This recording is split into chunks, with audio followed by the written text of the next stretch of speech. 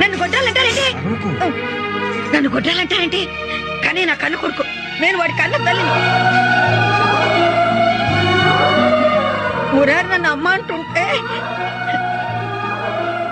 మన పెళ్లి పెళ్లి మీద నేను పసిబట్టలతో కూర్చున్నానండి.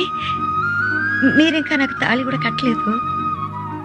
చిన్న చిన్న అడుగులు వేసుకుంటూ గులాబీ రంగుతో పెద్ద పెద్ద కళ్ళు పెట్టుకుని నా పక్కకొచ్చి నా చీర చెంగు అలా లాగి చిన్న చిన్న చేతులు అలా చాపి అమ్మా అమ్మా అన్నాడండి.